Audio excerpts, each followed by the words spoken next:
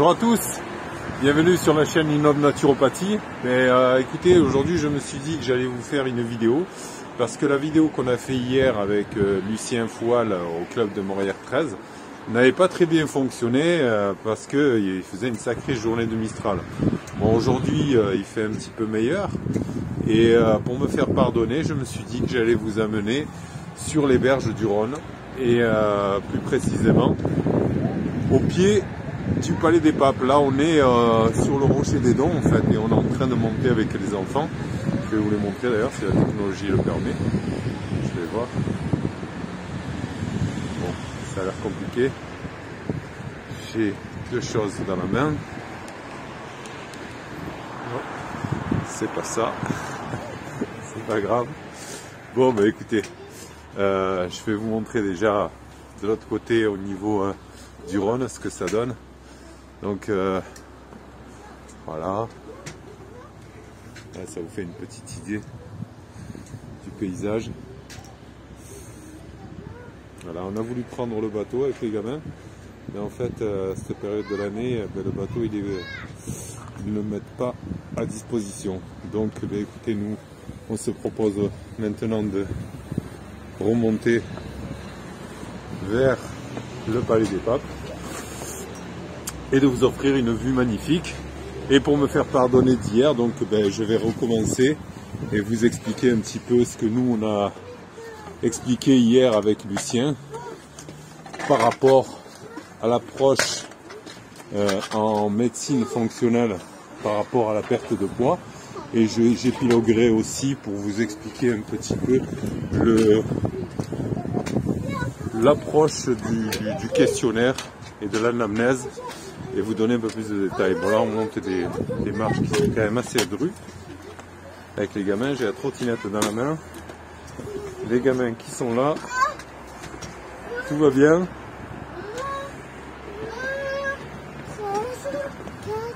Dis coucou.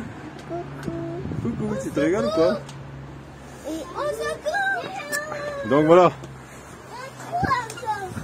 vous avez un peu une petite vue des marches qu'on est en train de monter.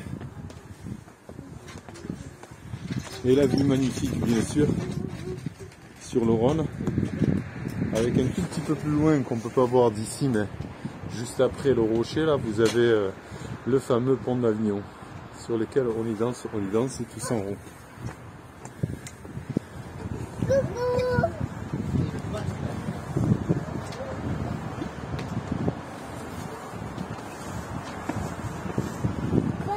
Et donc là, écoutez, on va arriver en haut et vous allez voir le magnifique jardin du Palais des Papes.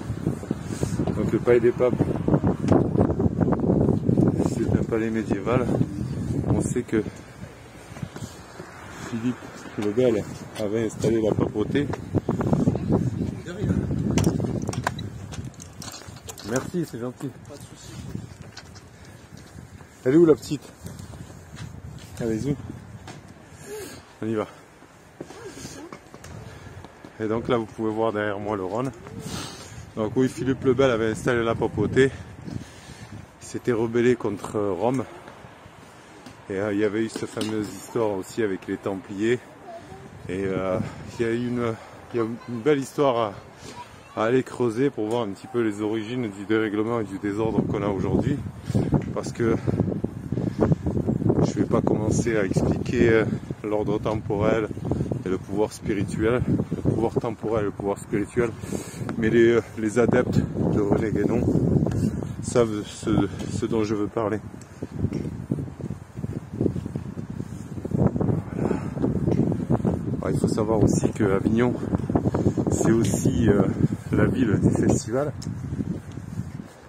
Et donc là, on a Philippe Girard qui est voilà, représenté ici et un petit peu devant. Et moi je maîtrise très mal cet appareil, mais j'essaie de vous montrer un petit peu la déco. Ça c'est pas trop mal. C'est pas trop mal, c'est vite dit. Voilà. Hop.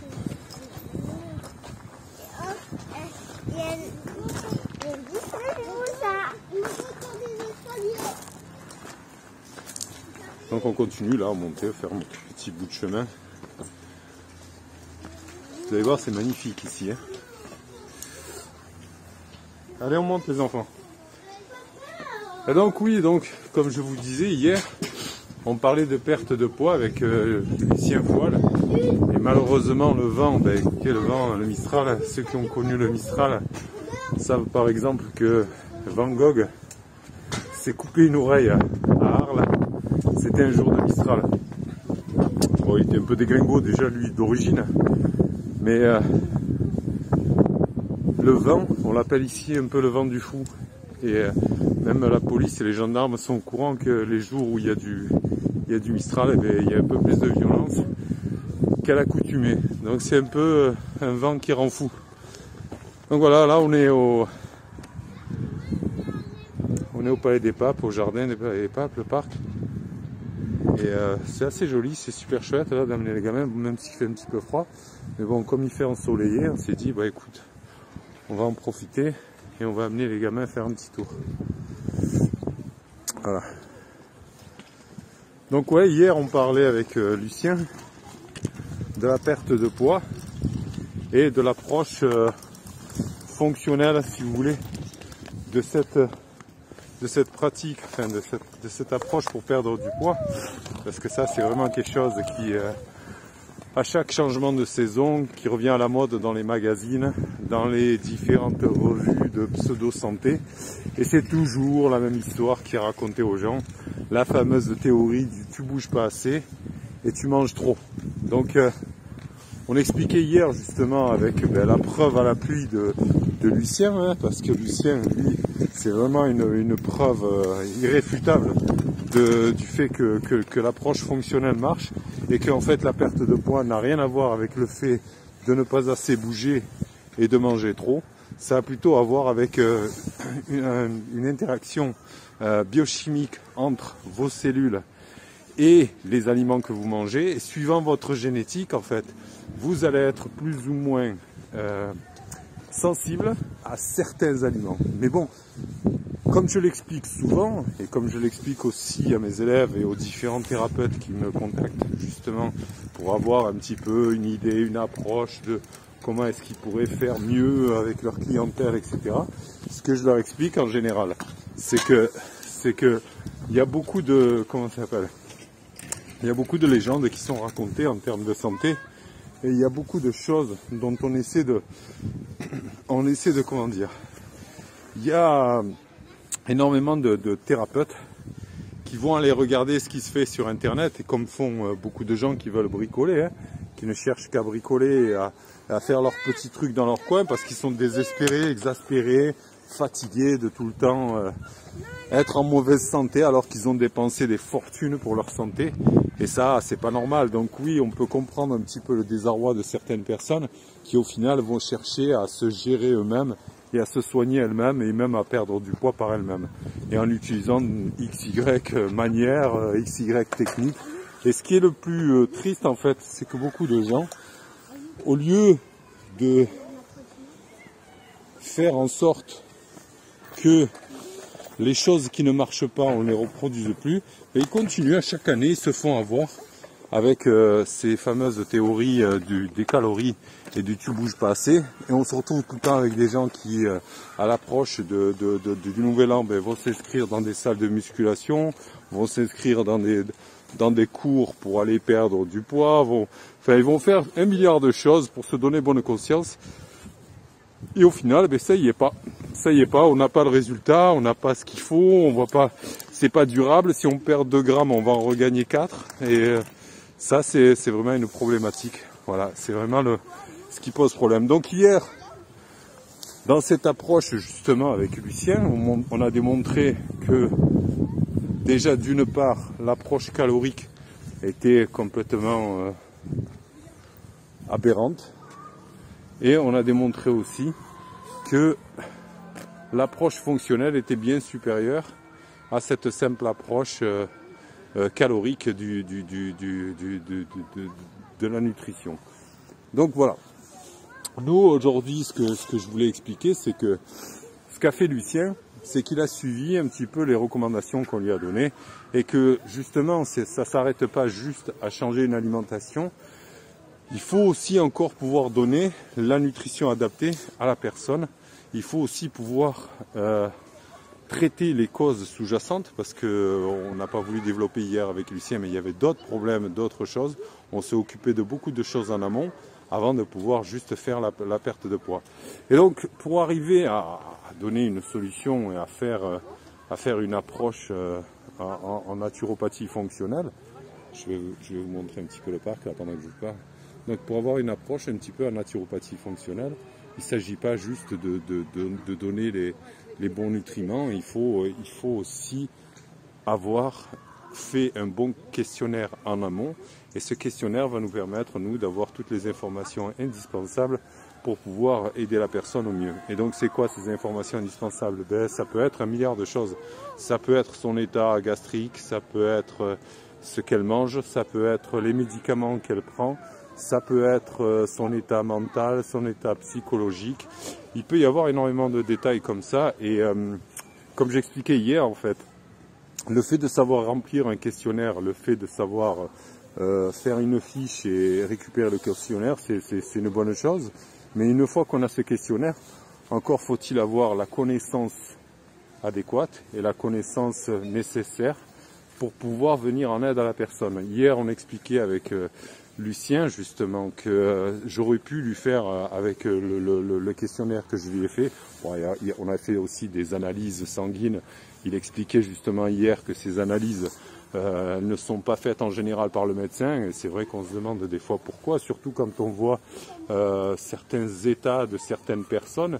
Il y a des analyses qui, qui sont indispensables. Donc on est obligé de le faire, mais bon, sans aller pousser trop loin. C'est juste pour avoir une idée d'où est-ce qu'on part, de l'état dans lequel est la personne au moment T où on décide de la prendre en charge, et de voir un petit peu l'évolution. Parce que pour moi, la prise en charge en naturopathie, et ça je l'explique beaucoup à mes élèves et aussi à mes clients, c'est pas juste une visite ponctuelle que je fais chez le naturopathe fonctionnel ou le praticien en médecine fonctionnelle qui va singer juste le médecin. On n'est pas là pour le singer, le médecin, nous. Nous, on est là pour vous apporter une aide durable. Et une aide durable, une prise en charge, c'est pas juste une visite et bonjour, au revoir et tenez votre fiche et à bientôt. Donc nous, ce qu'on préconise en fait, c'est vraiment une approche personnalisée. Donc pour être personnalisé, il faut qu'il y ait des résultats, et pour avoir des résultats, il faut qu'on soit capable de mesurer et de suivre. Donc mesurer et suivre, ça veut forcément aussi dire à un moment donné d'avoir certaines analyses de départ qui nous permettent, nous, de pouvoir faire ce suivi et voir un petit peu si on a des résultats. Comme l'expliquait hier Lucien, il m'a amené énormément de personnes. Mais ces personnes, ce n'est pas des personnes qui sont venues d'elles-mêmes. Ce n'est pas des personnes qui, comme Lucien, sont arrivées à un point de non-retour. Parce que moi, c'est toujours ça le problème. Je récupère toujours des naufragés. C'est des Robinson Crusoe qui arrivent chez moi. Et donc, du coup, je me retrouve à traiter des problèmes de santé qui sont quand même, limite. On est limite. Et donc, voilà, c'est des gens désespérés. Quand ils arrivent à ce moment de désespoir, qu'ils ont tout essayé, et qu'il n'y a plus rien qui marche, et ben c'est là qu'ils viennent nous chercher, soit parce qu'ils sont tombés sur une de nos vidéos, soit parce que quelqu'un leur a parlé de nous, soit, enfin voilà, pour des raisons XY. Parlez-moi ce magnifique parc. Et là, ce que vous voyez là, tout là-haut, là, c'est ça le fameux palais des papes. On ira tout à l'heure si vous voulez. Donc voilà, c'est des gens, comme je dis, qui sont dans des états de santé qui sont juste déplorables et qui sont catastrophiques. Je vais demander Ayoub, tu peux aller chercher la trottinette de ta soeur là-bas en bas? Va la chercher s'il te plaît. Donc voilà, ces gens-là en fait, quand ils arrivent comme Lucien et que ils ont tout essayé et qu'ils sont arrivés à rien du tout, il y a un moment donné, écoutez, si on arrive à avoir le bon discours avec eux, on arrive à les convaincre. Et si on arrive à les convaincre et que eux déjà sont dans un état où ils sont prêts à nous entendre, parce que c'est toujours ça le problème au final, est-ce que ces gens sont prêts à nous écouter? Et ils ne sont prêts à nous écouter que quand ils auront tout essayé, quand ils seront arrivés à bout, qu'ils seront à même de se poser des questions et de se dire, ben écoute, j'ai tenté un petit peu, j'ai fait tout ce que m'a dit le médecin, j'ai pris toutes les pilules qu'il m'a dit, j'ai fait tous les trucs, les approches caloriques que tu veux, j'ai fait tout ça et j'ai toujours pas de résultat. Donc peut-être qu'il est temps aujourd'hui d'essayer autre chose. Peut-être qu'aujourd'hui, je gagnerais peut-être par rapport à ma santé si j'écoutais quelqu'un qui allait me faire penser en dehors de la boîte, comme on dit.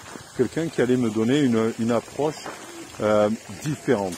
Et comme disait Einstein, le propre même de la bêtise, c'est de reproduire tout le temps les mêmes schémas et d'attendre un résultat différent.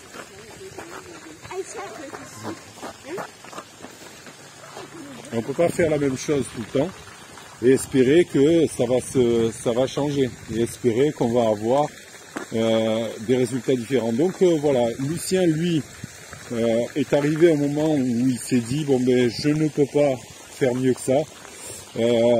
J'ai fait tout ce que j'avais à faire, j'ai écouté tout le monde, mais j'ai tout essayé.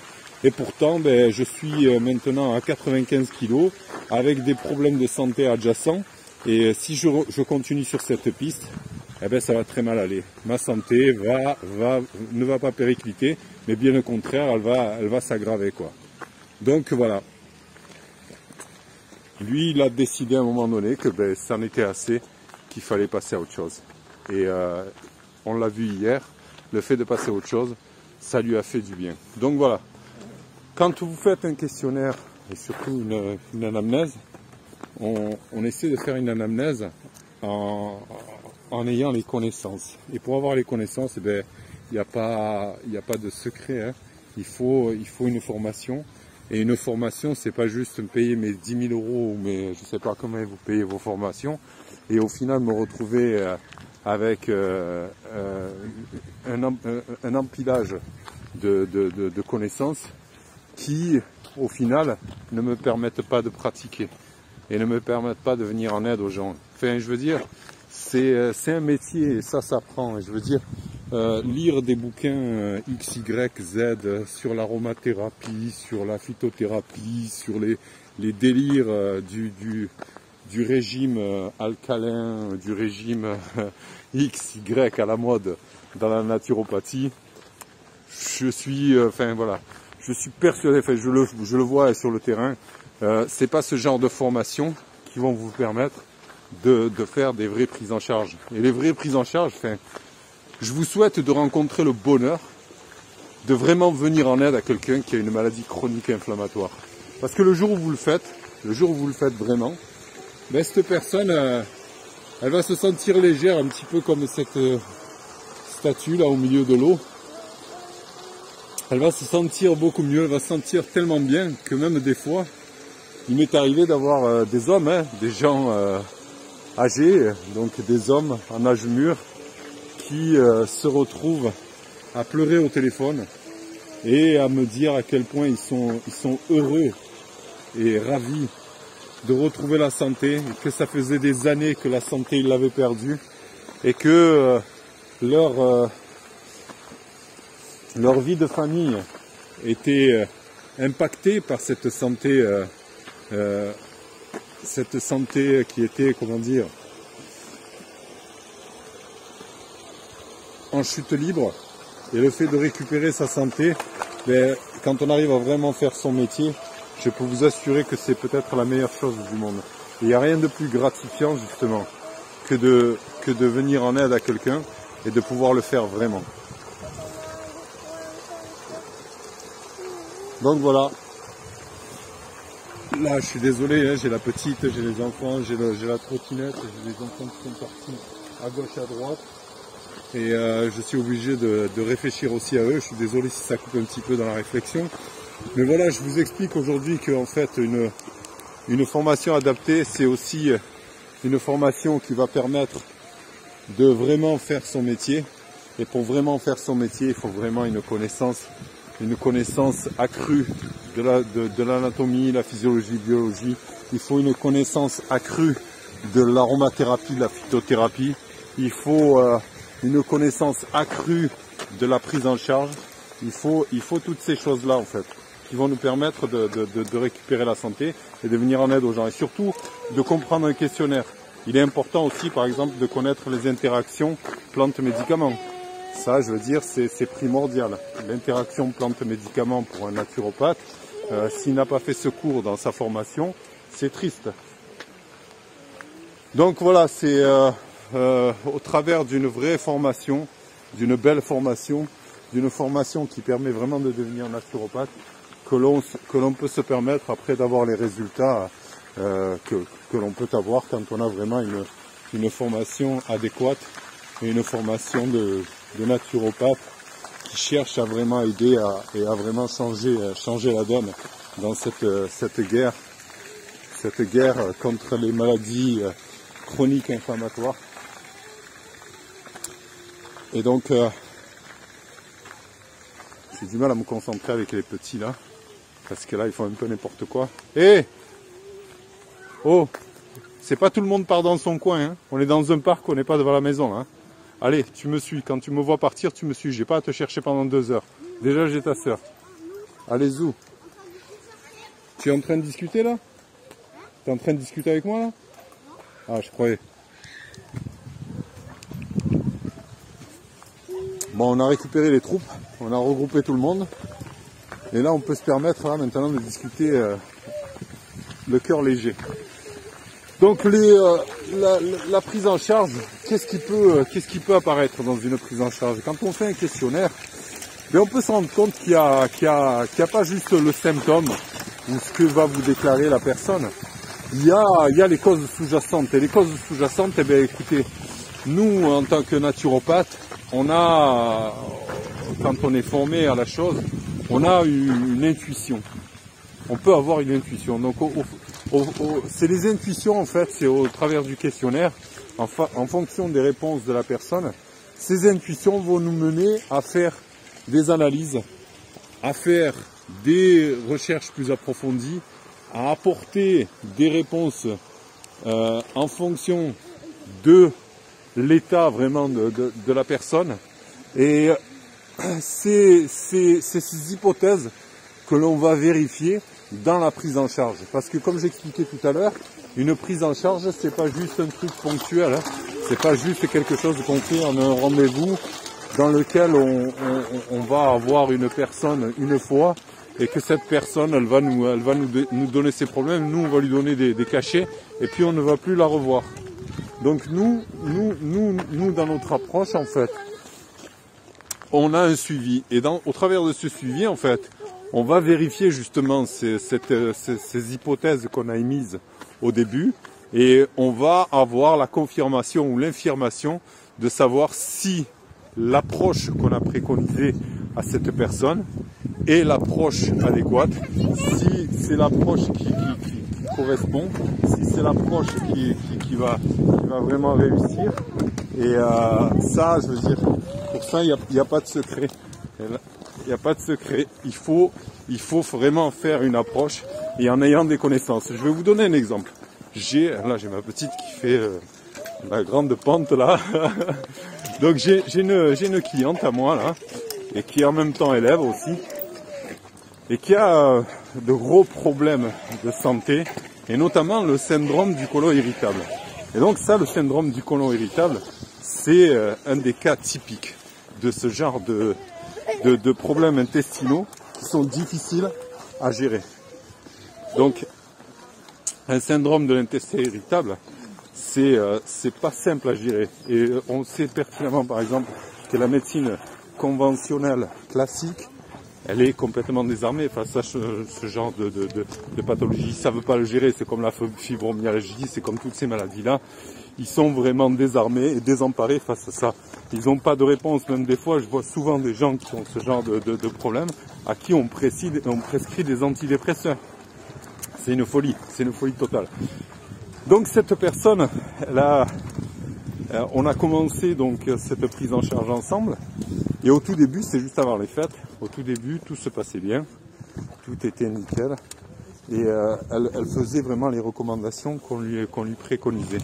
Mais il y a eu les fêtes, et comme les fêtes, quand on est dans les fêtes, eh bien, on est avec la famille et on a du mal à respecter à la lettre les recommandations qui nous ont été faites. Et donc du coup il y a des écarts. Mais dans un cas comme le sien, ou dans un cas où on a une sensibilité génétique à certains aliments et à certaines choses, le simple fait de reprendre une seule fois par exemple du gluten, ça peut vraiment remettre les pendules à zéro et repartir comme si on n'avait rien géré. Donc on se retrouve à avoir des problèmes de santé qui recommencent. Et donc voilà, avec cette cliente justement, au tout début, tout se passait bien.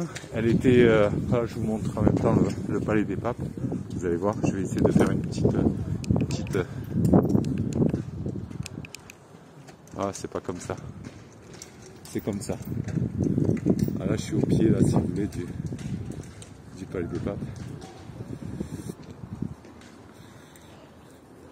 Voilà, la particularité du palais des papes, c'est que, bon, là, il est en travaux. Hein. C'est que c'est Philippe le Bel qui a installé la papauté ici. Et à l'époque, ça avait été vu comme une rébellion. Et il y a eu un retournement du pouvoir temporel qui a pris le dessus sur le pouvoir spirituel. Donc là, si vous voulez, dans cette prise en charge, comme je disais il y a quelques instants, là c'est pas facile à gérer là, avec les petits. Allez, s'il te plaît, là, on arrête. Là, prends la trottinette, viens, on passe par là. Allez, on y va, on passe par là, venez là. Allez, on y va. Donc voilà, dans les cas justement de ces syndromes de l'intestin irritable, on peut se rendre compte, par exemple, avec cette cliente que j'ai suivie, qu'on peut avoir des rechutes, qu'on peut avoir. Et si on n'a pas fait un bon suivi, et si on n'a pas un bon accompagnement, c'est des choses à côté desquelles on peut passer à côté. Et la cliente, elle a vite fait, sinon, de se dire, ben écoutez, ce type, il m'est pas venu en aide. J'ai pas eu les résultats adéquats avec lui. J'ai fait tout ce qu'il m'a dit, mais non. Si ces gens-là, ils pensent que le fait de reprendre un peu de gluten, pour eux, c'est anodin, c'est pas grave. Oh, écoute, j'ai fait un petit écart, c'est pas bien grave. Sauf que c'est pas pour tout le monde vrai. Il y a des gens pour qui c'est pas vrai. Il y a des gens pour qui ils sont dans un tel état que le fait juste on va prendre l'exemple des cœliaques, le fait de reprendre juste un peu de gluten ou de reprendre un petit peu de caséine dans le lait, ben ça peut ramener les problèmes, et juste une seule prise des fois. Et c'est ça qui peut être assez perturbant. Donc l'état gastrique et l'état intestinal de la personne, parce que il y a aussi souvent un problème gastrique, c'est-à-dire que si on n'a pas le bon pH, ben là encore c'est pareil, on va manquer de certains micronutriments, on va avoir des reflux gastriques, œsophagiens, on va avoir un milliard de choses qui vont venir nous poser problème. Et c'est pour ça que si on ne fait pas une prise en charge globale, si on ne prend pas tous les problèmes en charge, eh bien, on peut avoir une prise en charge qui est partielle, mais qui ne correspond pas aux attentes et aux besoins de la personne. Donc, un des gros problèmes que l'on rencontre avec beaucoup de naturopathes, c'est leur croyance. Et je dis bien croyance parce que en termes de nutrition, il y a d'un côté les besoins et de l'autre côté les croyances. Et les croyances et comment on va dire, les convictions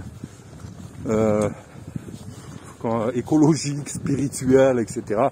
Enfin, toutes ces choses qui sont complètement, parfois, pas tout le temps, mais parfois et bien souvent, bien déconnectées de la réalité et des besoins de l'homme, ben, tous ces régimes-là, ils ne vont pas apporter une réponse de santé aux personnes. Ils vont apporter plus de problèmes parfois. Et ça, si on n'a pas une alimentation adaptée à notre génétique, je donne pas cher de votre santé si vous continuez dans ce chemin. Surtout quand vous avez des genres de syndromes, comme le syndrome de l'intestin irritable. Voilà. Donc, ben écoutez, là ça devient ingérable avec les petits. J'ai du mal à faire cette vidéo. La prochaine fois que j'essaierai de faire une vidéo, je viendrai la faire un petit peu tout seul. et ce sera beaucoup plus simple à gérer et vous aurez une vidéo d'une meilleure qualité. Mais bon, c'est comme ça, c'est les aléas de la vie. Et pour me faire pardonner, je vais vous montrer le paille des papes. Je vais retourner un petit peu la vidéo. Hop.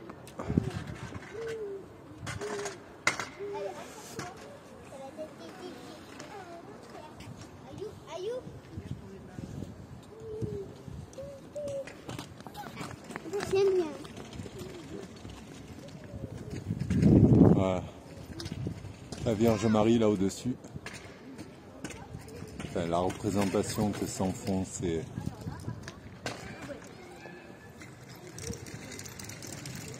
ces adeptes de Sol Invictus qui en fait ils ont transformé Jésus là. Hop.